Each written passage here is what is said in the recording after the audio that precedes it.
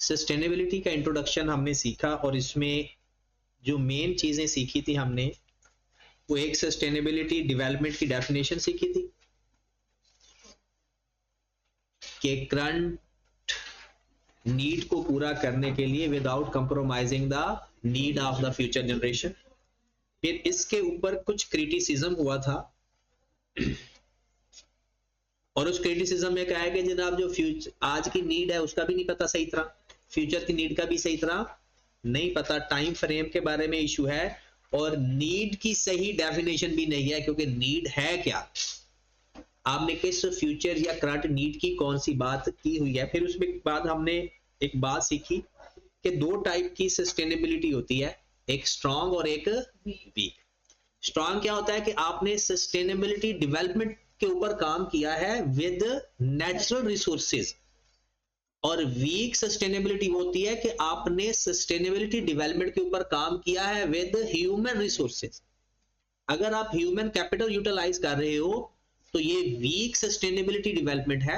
इसका मतलब दूसरा क्या है कि उसका कोई ना कोई साइड इफेक्ट है, या जितना के ह्यूमन नेचुरल रिसोर्सेज से चीजें कवर करना है उससे कम फायदा है। फिर हमने इंपोर्टेंस में देखा कि सोसाइटी के लिए क्या क्या इंपोर्टेंस है, कि environment keep balance in the environment, social justice और इकोनॉमिक प्रॉस्पेरिटी, ये सोसाइटी के लिए फायदे हैं। ऑर्गेनाइजेशन के लिए मेन फायदा क्या है, अचीव कंपेटिटिव एडवांटेज। फिर प्रोफेशनल के लिए क्या क्या चीजें इंपॉर्टेंट थी, understanding and identifying the environmental risk, accurate reporting, capital allocation, ESG framework को फॉलो कर रहा होता है, और सस्टेनेबिलिटी एश्योरेंस एंगेजमेंट। मैंने इन नोट्सों के अंदर उन चीजों को हाईलाइट कर दिया जो मेन पॉइंट था इसका। अच्छा, अब आप देखिए, एक तो मैंने आपको प्रेजेंटेशन भेजी थी, अगर आप उसी फॉर्मेट में याद करना चाहते हो उसी फॉर्मेट में याद कर लो, और अगर आप चाहते हो कि नहीं बुक फॉर्म में नोट्स चाहिए तो ये भी मैं आपको शेयर कर दूंगा। उसके बाद नॉन सस्टेनेबिलिटी बिजनेस प्रैक्टिस से क्या मुराद है कि अच्छा अगर हम सस्टेनेबिलिटी पर काम नहीं करेंगे तो क्या मसला आएगा। उन मसलों में सबसे बड़ा मसला क्या था, स्ट्रेटेजिक एंड बिजनेस रिस्क। हमें बिजनेस के ऑपरेशनल मामला में परेशानी आ सकती है, हमें नुकसान होगा, हमारा बिजनेस बंद हो सकता है। फिर एक रिस्क है कि regulatory and compliance risk. Regulatory and compliance risk का मतलब क्या है कि अगर हम, जाहिर सी बात है, सस्टेनेबिलिटी डेवलपमेंट का मतलब यही है कि माहौल साफ रखो, सोसाइटी को तंग ना करो, सोशल जस्टिस पे काम करो, लेबर से काम ना करवाओ, ज्यादा ओवर टाइम काम ना करवाओ, कम वेजेस ना दो, ये सारा सोसाइटी के मसले हैं। कहते हैं अगर हम ये काम नहीं करेंगे तो हमारे ऊपर कंप्लायंस और रेगुलेटरी फ्रेमवर्क अप्लाई हो जाएगा और हमें फाइन, पेनल्टी, बिजनेस बंद होने का भी खतरा है। रेपुटेशनल रिस्क, जाहिर सी बात है, और इसके अंदर एक ग्रीन वॉशिंग की डेफिनेशन भी इंपॉर्टेंट है। ग्रीन वॉशिंग क्या है कि एंटिटी अगर ये प्रिटेंड करे कि वो सस्टेनेबिलिटी डेवलपमेंट के ऊपर काम कर रही है और एक्चुअल में वो ना करे, उसे ग्रीन वॉशिंग कहते हैं। ग्रीन वॉशिंग क्या है, ये डेफिनेशन भी लिखी हुई है, which occur when companies exaggerate their environmental effort। वो लोगों को बता रही है, exaggerate का मतलब क्या होता है, जानबूझ के फैलाना बात, but actually they are not contributing towards sustainability। ये ग्रीन वॉशिंग की डेफिनेशन। फिर उसके बाद ऑपरेशनल रिस्क आ सकता है और फाइनेंशियल रिस्क भी। फाइनेंशियल रिस्क में क्या आता है, नुकसान होगा, हमें लॉसेस होंगे और इन्वेस्टर अपना पैसा निकालेगा और नया इन्वेस्टर आएगा नहीं अगर हम नॉन बिजनेस सस्टेनेबिलिटी प्रैक्टिस हम करेंगे तो। ये हमने सीखा था और इसमें ये क्वेश्चन, हमने 7 क्वेश्चन इसके प्रैक्टिस किए थे और इसमें हमने 5 डिस्कस कर लिए थे और 2 मैंने आपको दिया था करने के लिए, और एक टेस्ट भी आपको आज मिल गया। तो ये इससे हमारा ये जो पहला पॉइंट है ना, ये एक पॉइंट है हमारा, यहां से क्वेश्चन जो मैक्सिमम बनने के चांसेस है ना, वो यही है कि रिस्क क्या क्या हो सकता है और फायदे क्या क्या होंगे। ठीक है, आज हमने सीखना है स्टेक होल्डर्स और सस्टेनेबिलिटी का आपस में मुख्तलिफ लोगों ने क्या क्या थ्योरीज पेश की। पिछला भी यही था। अब जो हमारा टॉपिक है, पहली बात, स्टेक होल्डर किसे कहते हैं, वो बंदा जिसका बिजनेस के साथ लेना देना हो, कोई ना कोई बिजनेस के साथ कंसर्न, स्टेक या इंटरेस्ट हो। बिजनेस की वजह से वो अफेक्ट हो सकता हो या उसकी वजह से बिजनेस अफेक्ट हो सकता हो, वो स्टेक होल्डर। तो स्टेक होल्डर दो टाइप के होते हैं, एक तो एंटिटी के अंदर बैठे हुए हैं, डायरेक्टली डिसीजन के ऊपर इंफ्लुएंस है उनका, और दूसरे जो बाहर है, जिनका डायरेक्ट कंट्रोल तो नहीं है लेकिन अफेक्ट हो भी सकते हैं, अफेक्ट कर भी सकते हैं। जिस तरह सप्लायर है, सप्लायर इंटरनल है या एक्सटर्नल है? एक्सटर्नल स्टेक होल्डर है, लेकिन अगर वो अपनी चीजें हमें देने बंद कर दे, चीजें महंगी कर दे, चीजें नाकिस देना शुरू कर दे, तो उससे हम अफेक्ट हो भी सकते हैं और उसको अफेक्ट कर भी सकते हैं। हम उससे खरीदना छोड़ दें तो फिर क्या होगा? उसको भी तो नुकसान होगा। तो पहली बात, ये डेफिनेशन पेपर में आपको सिर्फ पता होना चाहिए, और ये बहुत इंपॉर्टेंट दो थ्योरीज आज हमने पढ़नी है, स्टेक होल्डर का और एंटिटी का और सस्टेनेबिलिटी का रिलेशन। ये बेसिकली एंटिटी और स्टेक होल्डर का रिलेशन है, और टॉपिक या मौजू क्या बना दिया गया है? सस्टेनेबिलिटी। ये किसी और कोई और वजह भी हो सकती है कि आपने स्टेक होल्डर का और एंटिटी का आपस में किस हद तक रिलेशन है। तो पहली बात, अगर स्टेक होल्डर की डेफिनेशन आपने याद करनी है, अ पर्सन या ग्रुप दैट आर डायरेक्टली या indirectly affected by the policies या activity of an organization. Directly या indirectly affected by the policies of the organization and therefore they have the capacity to directly and indirectly affect how it is carried out। ये line आप चाहे याद करें या ना करें कोई फर्क नहीं पड़ता, क्योंकि ये किसी बंदे ने ये डेफिनेशन कही थी तो वो कॉपी की है, अदरवाइज डेफिनेशन एक लाइन में भी कह सकते हो, हर वो बंदा जिसका बिजनेस में स्टेक है स्टेक होल्डर है, बस इतनी डेफिनेशन भी कर सकते हो। और आपकी बुक में 3 डेफिनेशन लिखी है। उसके बाद, in short stakeholder are not only affected by the organization but they also affect the, वो सिर्फ वही नहीं अफेक्ट होगा, वो भी ऑर्गेनाइजेशन को अफेक्ट, जैसे कस्टमर है, अब कस्टमर और सप्लायर को ना कनेक्टेड स्टेक होल्डर भी कहते हैं, ये आपने शायद कहीं पढ़ा भी होगा, कनेक्टेड स्टेक होल्डर, क्योंकि सप्लायर का और कस्टमर का मेन हमारा बिजनेस चलता ही है दो लोगों की वजह से, कस्टमर ना हो तब भी गए, सप्लायर अच्छे ना हो तब भी गए, तो ये कनेक्टेड स्टेक होल्डर भी होते हैं। पेपर में आपके एमसीक्यूज आ सकते हैं, और ये इस पेज में आपको सिर्फ एमसीक्यूज ही आएंगे। तो फिर स्टेक होल्डर क्या हुआ? एनी पर्सन या ग्रुप दैट आर डायरेक्टली या इनडायरेक्टली अफेक्टेड बाय, कहां से? Policies of the entity. In short आगे ये भी लिखा हुआ, stakeholder are not only affected by the organisation but they also affect the organisation. इतना ही काफी है। उसके बाद वो कहता है कि आप ना स्टेक होल्डर की 2 क्लासिफिकेशन है, इंटरनल और इंटरनल वो होते हैं जो डायरेक्ट कंपनी के डिसीजन मेकिंग में इन्फ्लुएंस कर रहे होते हैं, डिसीजन ले रहे होते हैं, काम कर रहे होते हैं, ऑपरेशन के अंदर है। कौन होते हैं? इंप्लॉइज हो गए, शेयर होल्डर हो गए, मैनेजमेंट हो गई, जो कंपनी के अंदर बैठे हैं, जो कंपनी से फायदा ले सकते हैं या उसको दे सकते हैं या उसका नुकसान कर सकते हैं या उसको नुकसान पहुंचा सकते हैं या उनसे नुकसान हो सकता है, वो है इंटरनल। एक्सटर्नल क्या होगा? आउटसाइड द ऑर्गेनाइजेशन, जो डिसीजन मेकिंग में इंफ्लुएंस नहीं कर सकते, वो एक्सटर्नल स्टेक होल्डर कहलाएंगे। एग्जांपल में देखें इंटरनल वाले, दीज आर द इंडिविजुअल या group within the organization. कौन? Shareholder, director, senior and manager, trade union. अब ये ट्रेड यूनियन कौन से? Employees and their trade union. उनके अंदर भी एक ग्रुप होता है कि अगर उनके साथ कोई यानी ज्यादती होने लगती है तो वो इकट्ठे हो जाते हैं सारे।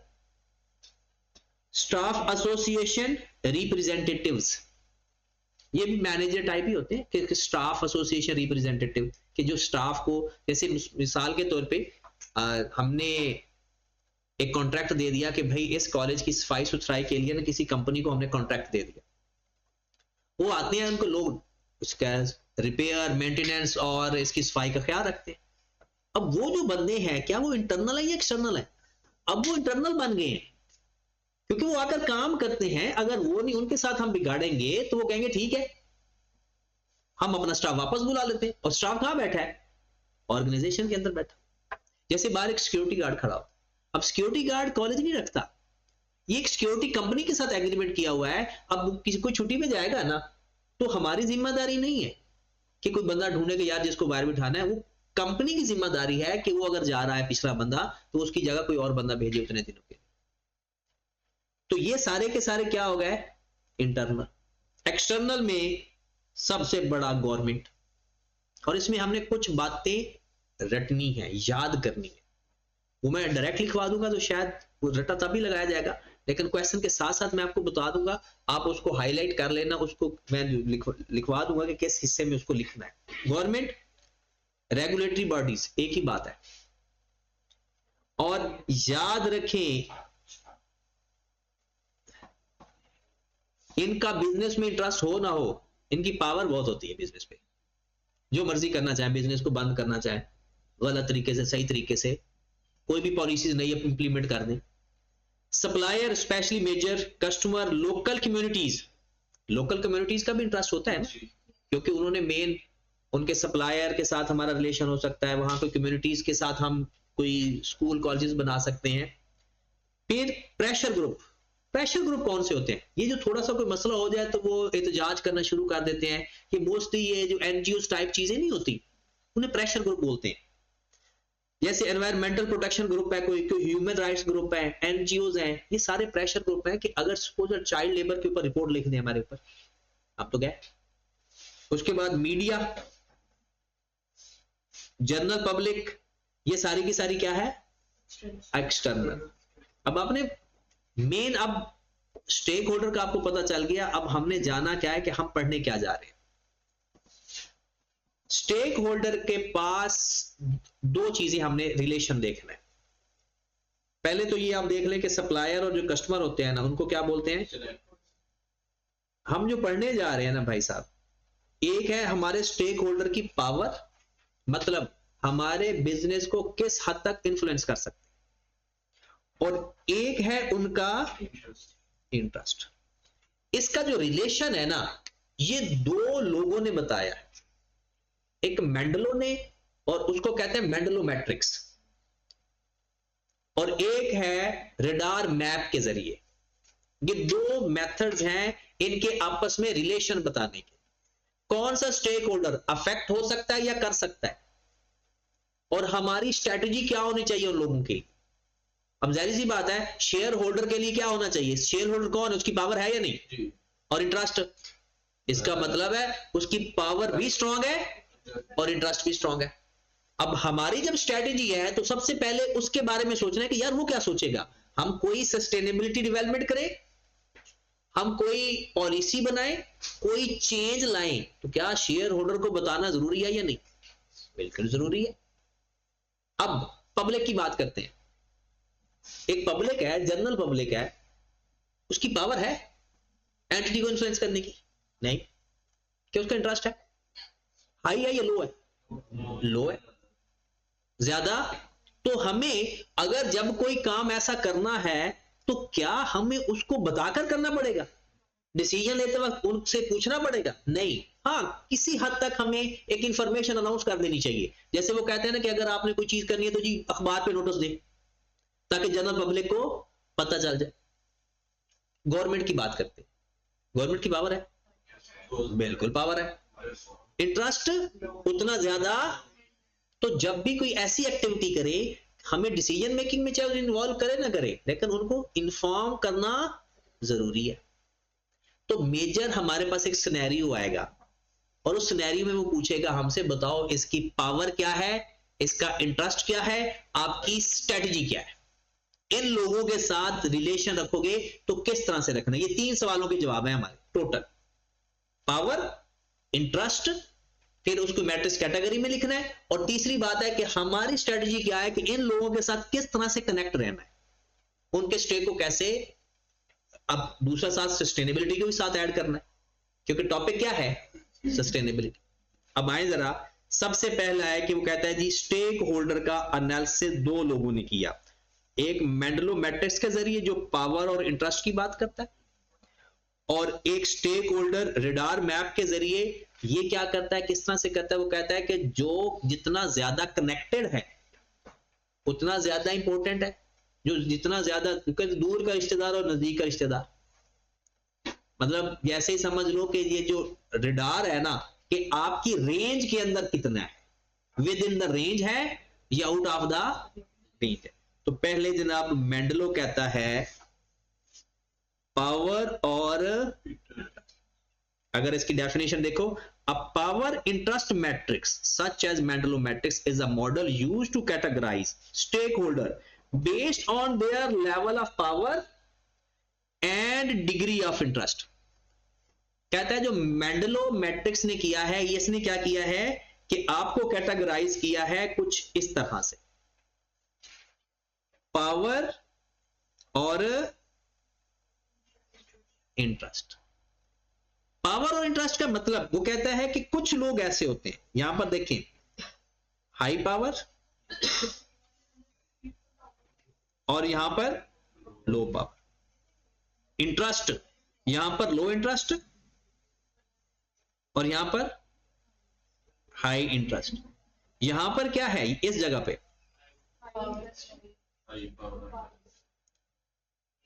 हाई पावर है और हाई इंटरेस्ट है, दोनों हाई है। यहां पर देखें हाई पावर है, लो इंटरेस्ट है, पहले हम पावर को कह रहे हैं बात, और यहां पर पावर भी लो है, यहां पर पावर लो है और इंटरेस्ट हाई है।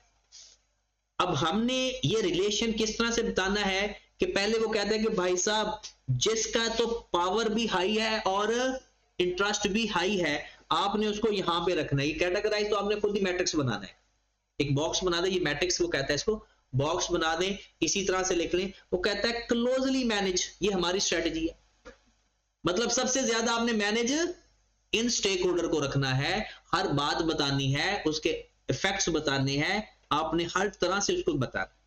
और इसमें ज्यादातर कौन से आएंगे, इन्हें बोलते हैं की प्लेयर।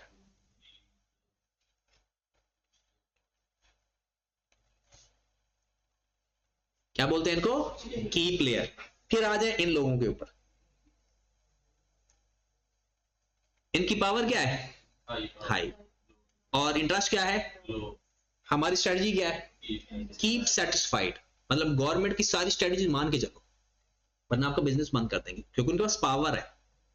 इंटरेस्ट है या नहीं, लेकिन उनके पास पावर है। और इनको क्या बोलते हैं, कीप सेटिस्फाइड कहते हैं, हाई पर इसको नाम उन्होंने नहीं लिखा हुआ।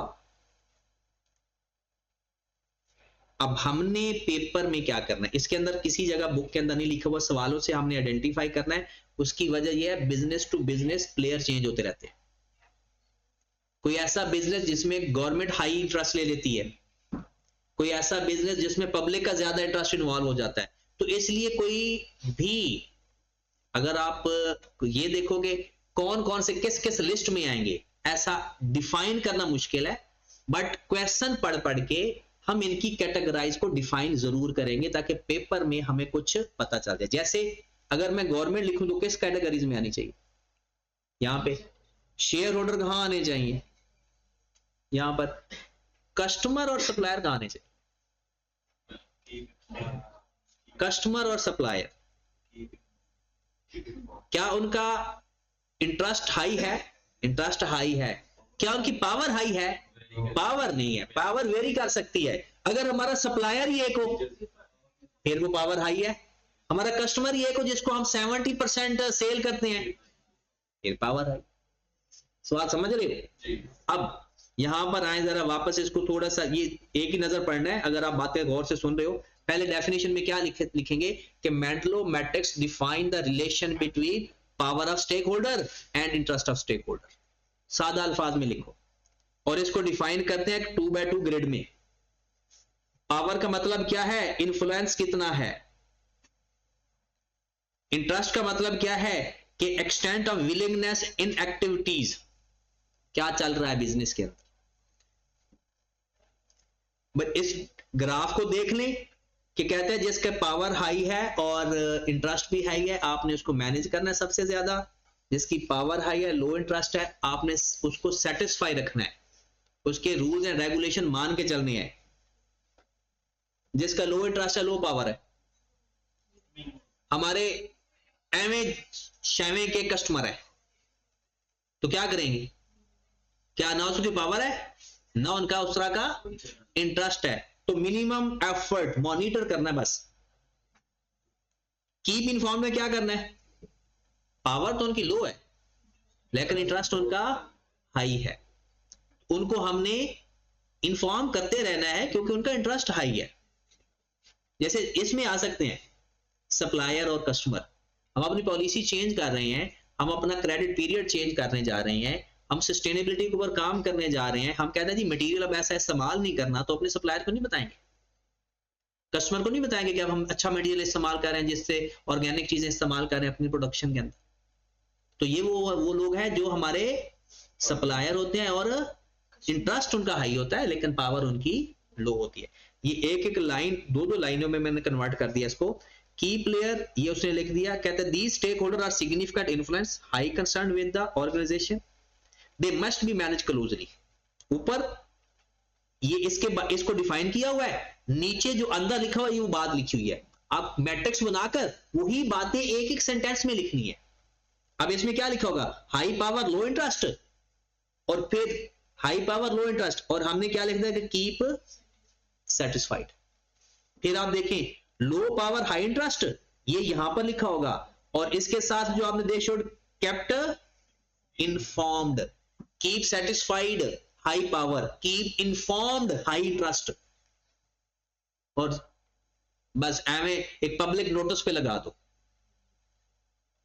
एवे किसी जगह पर बता दो कि ठीक है यार किसी ने देखा या देख ले, नहीं देखा ना देखे। वो कौन से लोग होते हैं? General public, NGO type. तो उसमें वो क्या कहता है? मिनिमम एफर्ट, लो पावर लो इंटरेस्ट यहां लिखा होगा, और required minimum effort but their position should be monitored. ये मेंडलो है, समझ लगी? डिफाइन करना है, पावर और इंटरेस्ट को डिफाइन कर देना है, 2/2 का लाजमी जिक्र करना है। पहली बात डिफाइन करेंगे कि define the relation between power and interest, फिर लिखेंगे 2/2 मैट्रिक्स के अंदर इसको ग्रिड के अंदर डिवाइड किया गया है, फिर हम बात लिखेंगे पावर किसे कहते हैं और इंटरेस्ट कितने कहते हैं, फिर ग्राफ बनाएंगे, ग्राफ बनाने के बाद उसको हर एक को एक एक दो लाइनों के अंदर एक डेफिनेशन और एक कि हमने स्ट्रेटजी। ये तो अगर डायरेक्ट मेंडलो का सवाल आएगा, लेकिन ऐसा थोड़ी होता है कि मेंडलो का सवाल आ जाए, सिनेरियो आएगा हमें। उस सिनेरियो का 2 टाइप का क्वेश्चन पेपर में आ चुका है, वो हम पहले डिस्कस करते हैं फिर आगे चलेंगे ताकि ना थोड़ा सा इंटरेस्ट भी डेवलप रहे। तो सवाल इसका देखते हैं जी।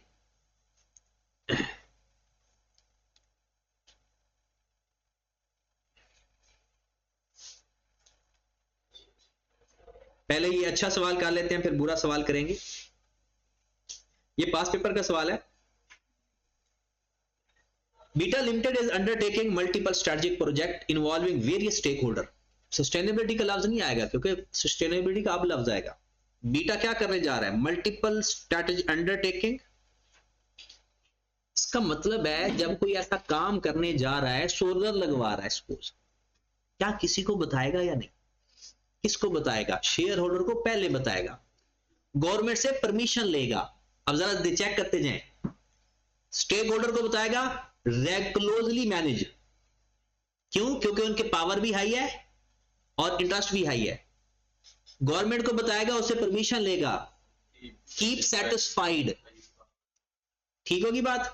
अब हमसायों ने अगर कंप्लेन कर दी कि भाई हमारी आपके सोलर की वजह से हमारे घर में जो धूप आ रही थी वो गई, तो क्या उनके साथ उनका कोई रिलेशन नहीं होगा? वो भी तो स्टेक होल्डर है।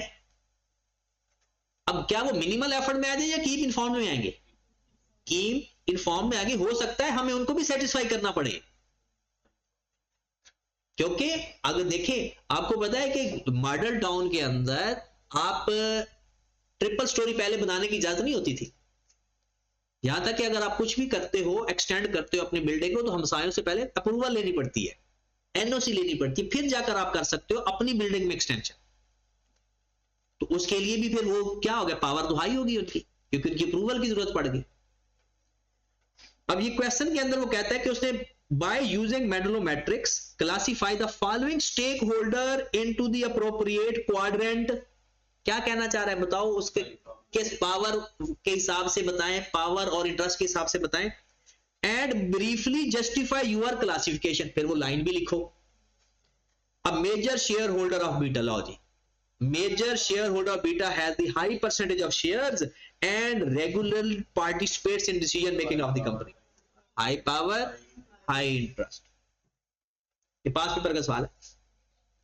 फिर a small group of loyal customer, small group of loyal customer who continue to beta limited products although many other alternatives are also available in the market, low power low interest. यार देखो तो सही, small group of loyal customer, loyalty को हम देख सकते हैं, consider कर सकते हैं कि उसमें फिर हम कीप इन्फॉर्म्ड में चले जाएंगे। और अगर हम इसको लेकर जाते हैं तो मिनिमल एफर्ट में जा रहा है, क्योंकि कस्टमर थोड़े, लॉयल जितने मर्जी हो, कस्टमर छोटा कस्टमर है, हम उसको क्या करें। एक सुबह सुबह सपोज दैट आपका एक जनरल स्टोर है, वो रोजाना सुबह वो 5 रुपए की कोई चीज लेकर जाता है, तो आपको उससे कोई फर्क नहीं पड़ेगा कि अगर वो एक दिन नहीं भी आएगा। तो मेरे ख्याल में बाकी देखते हैं, आईकैप का सोल्यूशन देखेंगे, वो ज्यादा वेरीफाई होगा। लो जी, इसको 2 ऑप्शन में चला गया, लेकिन मेन मिनिमल मुझे लग रहा है और आपको लग रहा है कीप इन्फॉर्म में है, तो देखेंगे।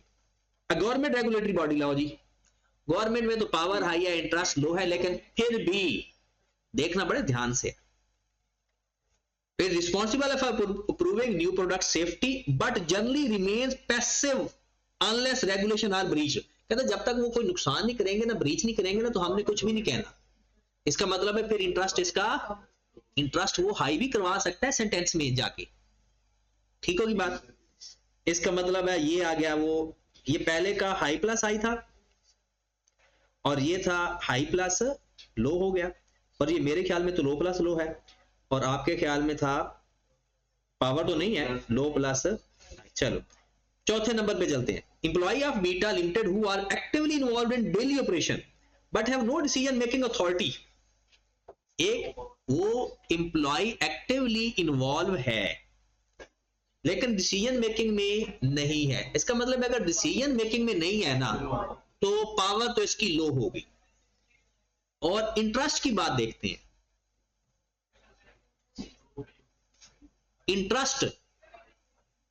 इंटरेस्ट आप कह रहे हो हाई, मतलब power low, interest. A local nature conversation group protesting against beta new infrastructure project in an area of natural beauty. कहता है लोकल कम्युनिटी, वो प्रेशर ग्रुप वाली बात आती। वो कहता है जी प्रेशर ग्रुप, वैसे जब भी प्रेशर ग्रुप होते हैं ना, तो प्रेशर ग्रुप की पावर बड़ी हाई होती है वैसे, लेकिन इंटरेस्ट उनका लो ही होता है। तो या तो ये लो प्लस लो में आएंगे या फिर हाई प्लस लो में आएंगे। तो इसका सॉल्यूशन आप देख लेते हैं।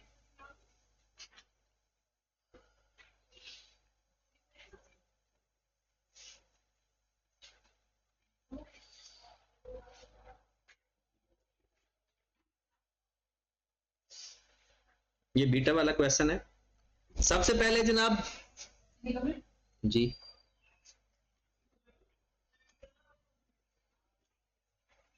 सबसे पहले उसने कहा कि major stakeholder, share holders,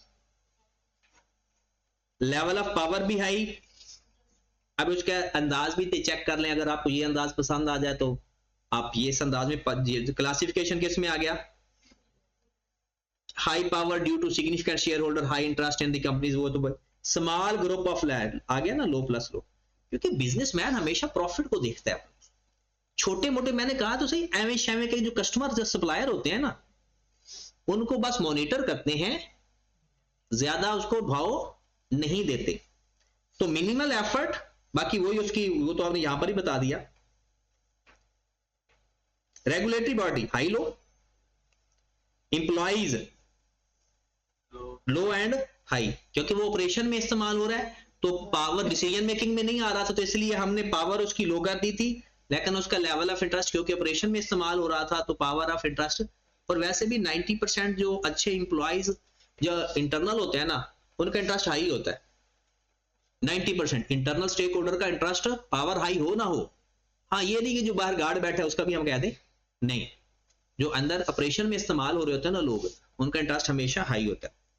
फिर ये भी लो प्लस, अच्छा ये इन्होंने उल्टा लिख दिया, वो कहता है लो नो रेगुलेटरी अथॉरिटी। हाँ, प्रेशर ग्रुप है ना, एहतजाज तो कर सकते हैं लेकिन उनके पास कोई रेगुलेटरी अथॉरिटी नहीं होती, तो जो प्रेशर ग्रुप होते हैं ना उसकी पावर हमेशा लो रहती है। अब इंटरेस्ट डिपेंड करता है नेचर के ऊपर, वो हमने देखना होता है क्वेश्चन से कि अच्छा कौन सी बात कर रहा है। A local nature conservation group protesting against beta new infrastructure project in an area of, आपने देखा होगा कि यहां पर जब ये ऑरेंज ट्रेन बन रही थी ना, तो उस वक्त पता नहीं कितने दिन तक स्टे लेकर आके दिया क्योंकि वो जी शालीमार बाग के साथ गुजरना है, तो वो जो नेचुरल ब्यूटी है उसको इफेक्ट होना है, तो इसलिए कितने दिन वो प्रोजेक्ट रुक गया था। तो वो उस प्रोजेक्ट रुकने के बावजूद, वो तो बाद में तो उन्होंने ले लिया, वो कहता जी ये हमने कर दिया जो भी उन्होंने करना था, लेकिन वो प्रोजेक्ट वो किसने, प्रेशर ग्रुप की वजह से। तो अब यहां पर हमने, मुझे तो ऐसा लग रहा था कि ये होगा, लेकिन उसने क्या कहा कि लो प्लस, तो मेंडलो का जवाब देना आ जाएगा, अभी टाइम है मेरे, ठीक होगी बात। नेक्स्ट,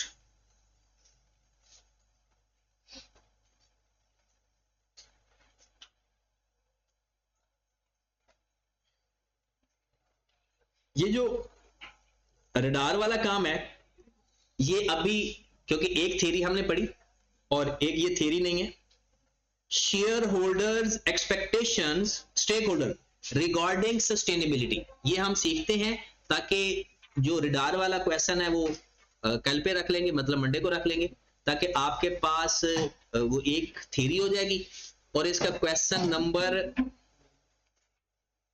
आपने जो इस असाइनमेंट में क्वेश्चन दिया हुआ है, बल्कि वो मैं आपको बुक से भी बता दूंगा, उसकी एग्जांपल नंबर 2 होगी शायद, या 1, एग्जांपल नंबर 2 होगी आपकी बुक के, बेसिक एग्जांपल, कंप्रीहेंसिव नहीं, बेसिक एग्जांपल 2 होगी, आपने वो एक कर लेनी, या मैं आपको ये जो फाइल शेयर करूंगा ना, तो इसके अंदर क्वेश्चन लिखा हुआ है, सॉल्यूशन आप वहां से देख लेना। Stakeholder expectation regarding sustainability, paper में ये सवाल अगर जब भी आएगा, ये मेरे ख्याल में क्रैमिंग ही आएगा। स्टेक होल्डर की क्या एक्सपेक्टेशन होगी, हमारा शेयर होल्डर क्या सोचेगा कि बिजनेस के अंदर क्या ये सारी डेवलपमेंट और स्ट्रेटजीज बन रही हैं, एनवायरमेंटल प्रोटेक्शन की, सोशल सिक्योरिटीज की और गवर्नेंस वगैरह सेट चल रहा है, क्या ये वो एक्सपेक्टेशन नहीं रखेगा। आप एक शेयर होल्डर है, कस्टमर है, सप्लायर है, आप क्या चाहते हो कि आपका जो बिजनेस है जिसके साथ आपके ऑर्गेनाइजेशन के साथ लिंक है, क्या वो फुलफिल कर रहा है सस्टेनेबिलिटी डेवलपमेंट की चीजें या नहीं कर रहा। अब पहली बात कहते एक्सपेक्टेशन ऑफ की stakeholder regarding sustainability differ based on their, जाहिर सी बात है इन्वेस्टर कुछ और चाहेगा, लोकल सोसाइटी कुछ और चाहेगी, कस्टमर कुछ और चाहेगा, सप्लायर कुछ और चाहेगा और गवर्नमेंट कुछ और चाहेगी। तो सबसे पहले इन्वेस्टर, तीन एक्सपेक्टेशन लिखी हुई है, मैं उसको हाईलाइट करता जाता हूं, वैसे इसको मुझे ना वैसे बोल्ड कर देना चाहिए था।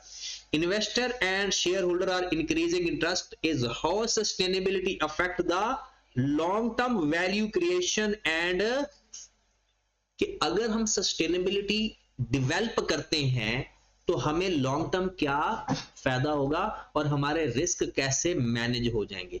एक तीन है सबकी। They expect companies to disclose their ESG performance and reporting. क्या ये हमारा बिजनेस ESG फ्रेमवर्क को फॉलो कर रहा है या प्रॉपर रिपोर्टिंग उसके ऊपर कर रहा है या नहीं, दो बातें होगी। Responsible governance, ethical leadership and sustainable business models are key expectation that influence the investment। Responsible governance होनी चाहिए, एथिकल लीडरशिप होनी चाहिए और सस्टेनेबल बिजनेस मॉडल होना चाहिए। तो शेयर होल्डर 3 एक्सपेक्टेशन रखता है सस्टेनेबिलिटी डेवलपमेंट पे। सबसे पहली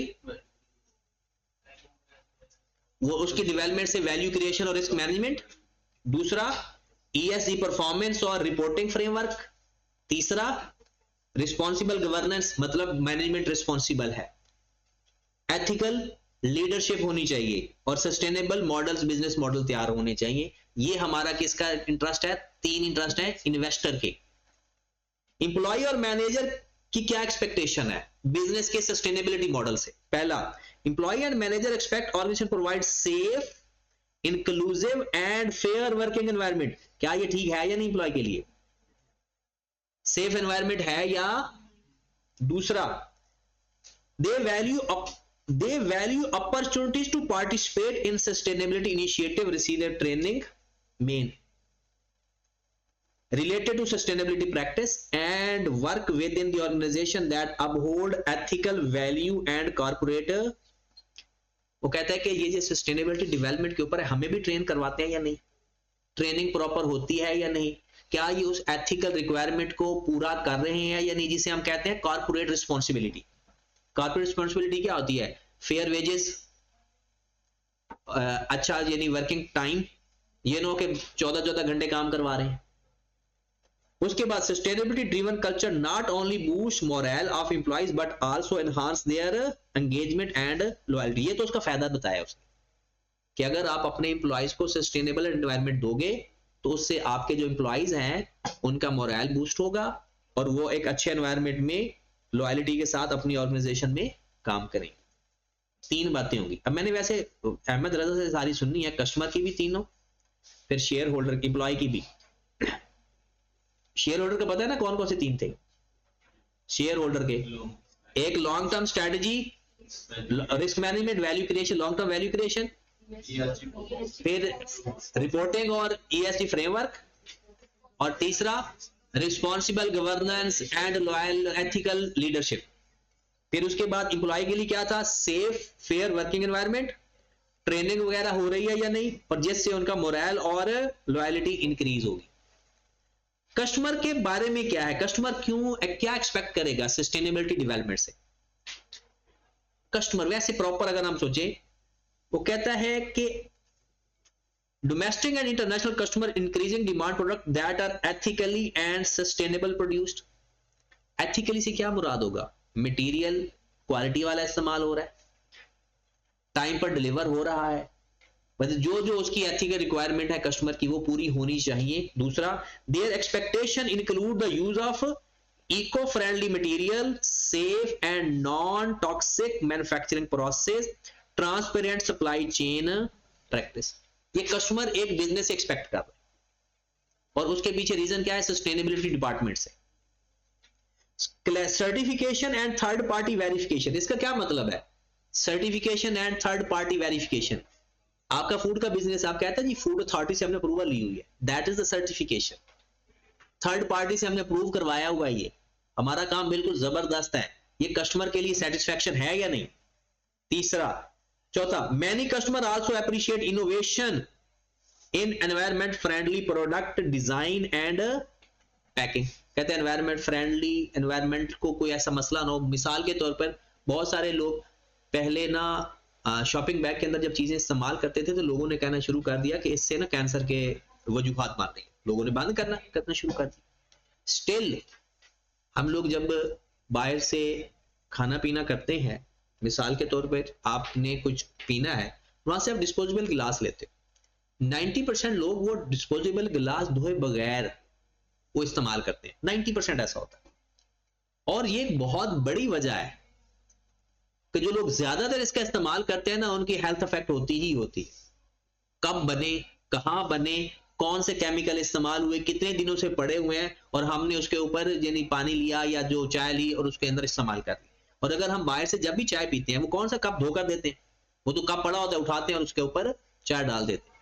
तो कहते हैं क्या ये आपने कोई इसके ऊपर कोई काम किया हुआ है या नहीं किया हुआ? अगर आप कोई एथिकल रिक्वायरमेंट पूरी कर रहे हैं तो ये भी कस्टमर की एक्सपेक्टेशन होती।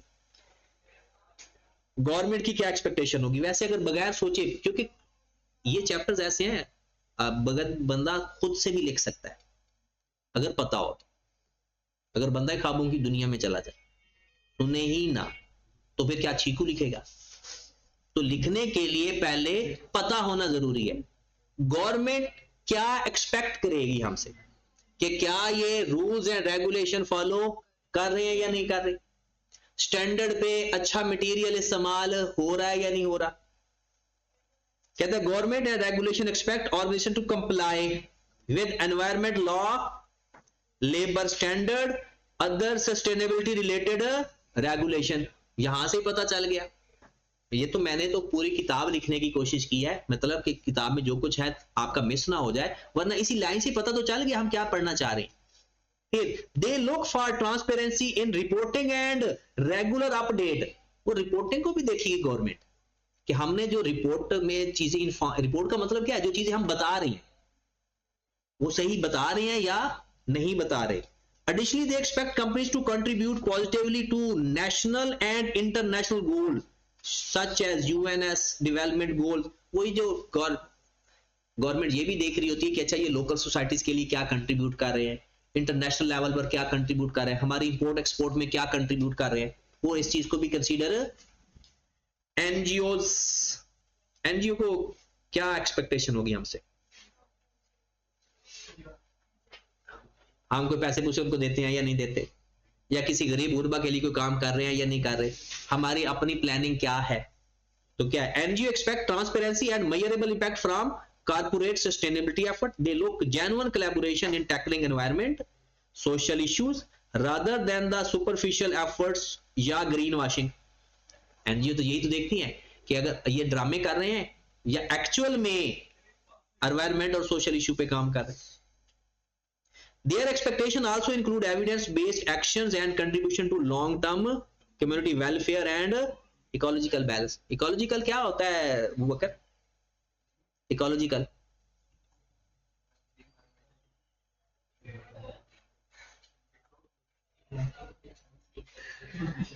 अब मैं कुछ कहना नहीं चाहता, जब बकर की शादी होगी ना इसने फोन कर करके पूछना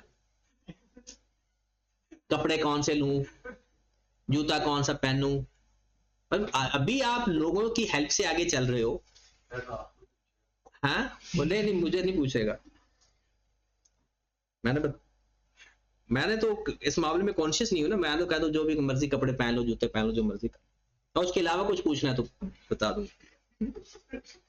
मीडिया आउटलेट, अब मीडिया में क्या आ गया, मीडिया में आएगा कि जाहिर सी बात है, आपको पता है वो जो सोशल मीडिया के ऊपर चीज वायरल हो जाती है, और अब तो ये जरूरी हो गया है।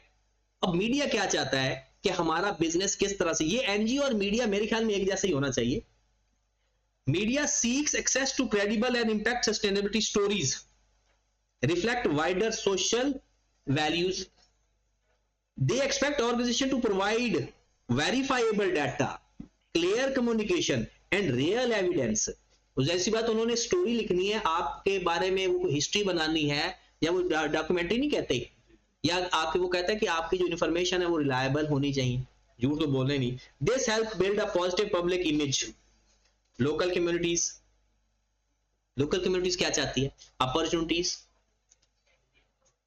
और सोशल काम पे, कोई चाइल्ड लेबर, वैसे वो एनजीओ में भी आ सकता है चाइल्ड लेबर, एनजीओ वाले भी देखते हैं, गवर्नमेंट भी दे सकती है। Local communities often directly affected the corporate operation, expect organization to local customs, protect natural resources, contribute to social and economic development। School बना देना, पार्क बना देना, या लोगों की क्या हेल्प हो रही है लोकल कम्युनिटी के लिए, उनके सप्लायर से खरीदो फरोख्त हो रही है या। तो इस टॉपिक के अंदर हमारा एक कॉन्सेप्ट रह गया, रडार मैप वाला। बाकी ये टॉपिक हमारा कंप्लीट हो गया। टोटल 4 टॉपिक हैं, एक हमारा पहले हो गया, दूसरा ये हो गया, इसमें एक कंसेप्ट रह गया। तो अब हमने करना क्या है कि इसमें आपने इसको याद करना है, रडार मैप वाला इंशाल्लाह हम मंडे को कर लेंगे, और इसकी फिर ना ये क्वेश्चन प्रैक्टिस करनी है। पहला क्वेश्चन उसमें सिर्फ मेंडलो वाला प्रैक्टिस करना, और लास्ट क्वेश्चन दोबारा एक दफा करना, और इसको याद भी कर लेना। वैसे ये एक दफा पढ़ोगे ना, मैं इस चीज को मैं मानता हूं कि अगर आपने अभी बात सुन ली ना, फिर आपको सिर्फ एक दफा पढ़ने की जरूरत पड़ेगी तो काम आपका हो जाएगा। ठीक है, चलें जी।